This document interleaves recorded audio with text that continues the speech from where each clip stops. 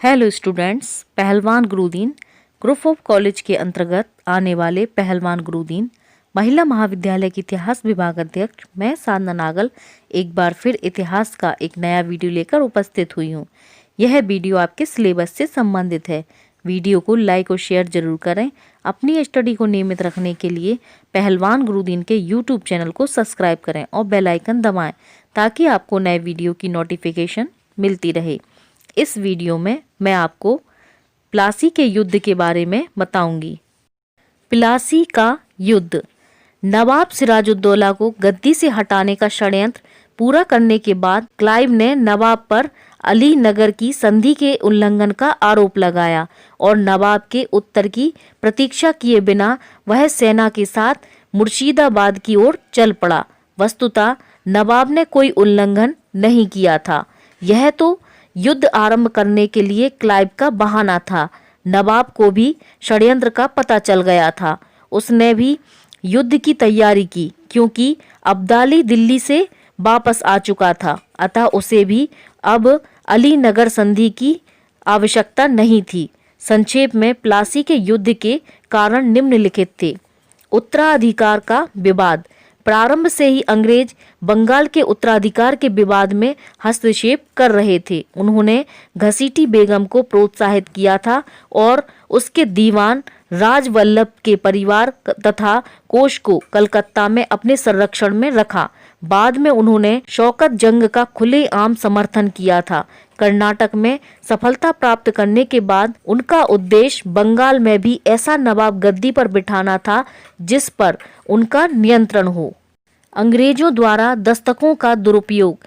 Company को बंगाल प्रांत में चुंगी मुक्त व्यापार का अधिकार मुगल सम्राट फर्रुखसियार ने दिया था, लेकिन कंपनी के कर्मचारी व्यक्तिगत व्यापार में इन दस्तकों का दुरुपयोग कर रहे थे।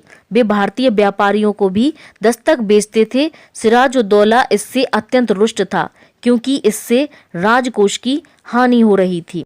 सिराजुद्दौला के विरोधियों का अंग्रेजों से सहयोग। नवाब के विरोधी इस समय अंग्रेजों से मिल गए थे। इनमें मीर जाफर, मेहताब राय, राय दुर्लभ थे। इससे नवाब की स्थिति दुर्बल हो गई और विरोध पक्ष अंग्रेजी सहायता करके शक्तिशाली हो गया, अतः उन्होंने युद्ध आरंभ कर दिया। सिराजुद्दौला द्वारा अंग्रेजों पर नियंत्रण। गद्दी पर बैठने के पश्चात सिराजुद्दौला ने अंग्रेजों पर नियंत्रण करने का प्रयास किया था। उसने उनकी कासिम बाजार कोठी पर अधिकार कर लिया था और कलकत्ते की किलेबंदी रोकने के आदेश दिए थे। उसने कलकत्ते पर भी आक्रमण किया था। उसके इन कार्यों से अंग्रेज उसे अपना विरोधी मानते थे और गद्दी से हटाना चाहते थे। काल कोठरी की घटना। अंग्रेजों ने काल कोठरी की मनगढ़ंत घटना का व्यापक प्रचार करके नवाब को अत्याचारी और निर्दयी के रूप में दिखाने का प्रयास किया। उन्होंने यह भी प्रचार किया कि ऐसे व्यक्ति को गद्दी पर रहने का कोई अधिकार नहीं था। चंद्रनगर पर अंग्रेजों का अधिकार।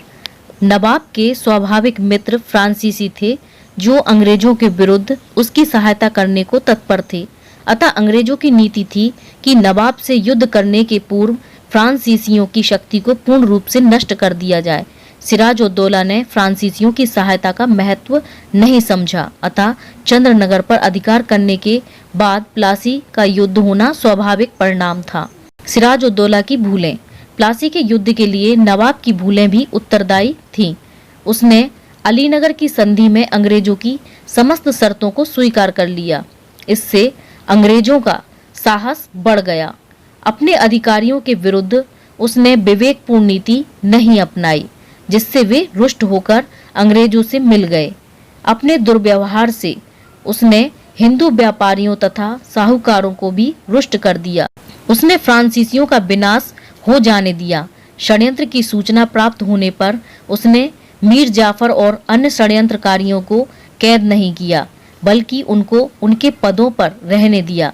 इन कार्यों से उसके विरुद्ध गुट बन गया, जो युद्ध द्वारा उसे गद्दी से हटाना चाहता था। युद्ध की घटनाएं।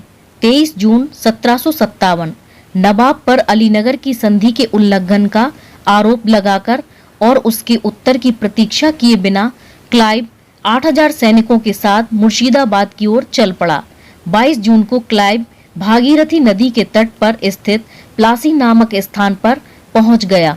यहाँ उसने शिविर स्थापित किया। नवाब अपनी 50,000 सेना के साथ प्लासी पहले ही पहुंच गया था। नवाब की सहायता के लिए कुछ फ्रांसीसी तोपची भी आए थे। 23 जून को युद्ध हुआ। प्रारंभ में क्लाइव संशय में था, लेकिन शीघ्र ही स्पष्ट हो गया कि मीर जाफर और राय दुर्लभ अपनी सेनाओं के साथ षड्यंत्र के अनुसार निष्क्रिय थे। अगर मीर जाफर ने साथ दिया होता तो अंग्रेज पराजित हो जाते। केवल मीर मदन मोहन लाल और फ्रांसीसी तोपचियों ने प्राणों की परवाह न करके भयंकर युद्ध किया। मीर जाफर की निष्क्रियता से नवाब घबरा गया। उसने मीर जाफर के पैरों पर अपनी पगड़ी रखकर संरक्षण की प्रार्थना की, लेकिन उस धूर्त विश्वासघाती ने युद्ध बंद करने का परामर्श दिया और अगले दिन आक्रमण का वचन दिया। नवाब ने युद्ध बंद करने का आदेश दे दिया। सैनिकों ने इसे पराजय समझा। इसी समय किलपैट्रिक के नेतृत्व में एक अंग्रेज टुकड़ी ने हटते हुए सैनिकों पर आक्रमण कर दिया। इससे नवाब के सैनिकों में भगदड़ मच गई। स्वयं नवाब भी मुर्शिदाबाद भाग गया। बाद में इसे बंदी बनाकर मरवा डाला गया। युद्ध केवल नाम मात्र को हुआ था। थोड़ी गोलाबारी की गई और क्लाइव को बिना लड़े हुए ही विजय प्राप्त हो गई थी। मीर जाफर नवाब बनाया गया। उसकी सत्ता नाम मात्र को थी, वास्तविक सत्ता क्लाइव के हाथों में थी। प्लासी युद्ध के परिणाम तथा महत्व। प्लासी का युद्ध विश्व के निर्णायक युद्धों में से है। भारतीय इतिहास में यह परिवर्तन बिंदु है। यद्यपि सैनिक दृष्टि से इसका कोई महत्व नहीं है, फिर भी आवश्यक है कि इस युद्ध के विभिन्न परिणामों की समीक्षा की जाए। बंगाल पर अंग्रेजी प्रभुत्व की स्थापना। इस युद्ध का मुख्य रूप से राजनीतिक महत्व है। इससे बंगाल पर अंग्रेजों का प्रभुत्व स्थापित हुआ। यद्यपि मीर जाफर नवाब बना, लेकिन वास्तविक सत्ता अंग्रेजों के हाथों में थी। इस प्रकार एक व्यापारिक कंपनी प्रशासक बन गई और वह एक राजनीतिक शक्ति बन गई। कंपनी को क्षेत्रीय और आर्थिक लाभ। कंपनी को नवीन क्षेत्र प्राप्त हुए। बंगाल, बिहार और उड़ीसा में कंपनी को कर मुक्त व्यापार करने का अधिकार पुनः प्राप्त हुआ। वास्तव में बंगाल की लूट आरंभ हुई। ओरमे का अनुमान है कि कंपनी को क्षतिपूर्ति के रूप में 1.5 करोड़ रुपया दिया गया। एक वर्ष के अंदर नवाब ने 3 करोड़ रुपए कंपनी और उसके कर्मचारियों को प्रदान किए। कंपनी की शक्ति और प्रतिष्ठा में वृद्धि। इन लाभों के अतिरिक्त नैतिक दृष्टि से भी यह युद्ध महत्वपूर्ण सिद्ध हुआ। नवाब का सफल प्रतिरोध करने से कंपनी की प्रतिष्ठा में वृद्धि हुई। इस युद्ध का नैतिक महत्व यह था कि एक प्रांतीय सूबेदार को अपमानित किए जाने से कंपनी की शक्ति तथा गौरव में असाधारण वृद्धि कर दी। दक्षिण के आंग्ल फ्रांसीसी संघर्ष पर प्रभाव। प्लासी के युद्ध के परिणाम स्वरूप अंग्रेज कंपनी के हाथ में बंगाल का समृद्ध प्रांत आ गया। अब दक्षिण भारत में फ्रांसीसी उनका सामना करने की स्थिति में नहीं रह गए। बंगाल के साधनों से ही अंग्रेजों ने फ्रांसीसियों को अंतिम और निर्णायक रूप से पराजित कर दिया। भारत विजय का मार्ग प्रशस्त होना। प्लासी ने ही अंग्रेजों द्वारा भारत विजय की आधारशिला रखी। इस विजय ने ही अंग्रेजों को भारत विजय की कुंजी प्रदान की। वे भारत के अन्य भागों पर भी अधिकार करने का स्वप्न देखने लगे। इस प्रकार उनकी महत्वाकांक्षा में वृद्धि हुई। बंगाल में अपनी सर्वोच्चता बनाए रखने के लिए क्लाइव ने चिनसुरा के डचों की शक्ति नष्ट करने के लिए उन पर आक्रमण कर दिया और उनको पराजित किया। बंगाल में अन्य क्रांतियों का होना। प्लासी के युद्ध के परिणाम स्वरूप सिराजुद्दौला को हटाकर मीर जाफर को नवाब बनाया गया। अंग्रेज इतिहासकारों ने इसे प्रथम क्रांति कहा है। इस परिवर्तन से कंपनी के कर्मचारियों को रिश्वत या भेंट के रूप में विशाल धनराशि प्राप्त हुई थी। इससे कंपनी के अन्य कर्मचारियों में इसी प्रकार परिवर्तन करके नए नवाब से धन प्राप्त करने का लालच बढ़ने लगा। इसी लालच के कारण उन्होंने क्लाइव के जाने के बाद मीर जाफर के स्थान पर मीर कासिम को नवाब बनाकर रिश्वत और भेंट प्राप्त की। बंगाल का शोषण।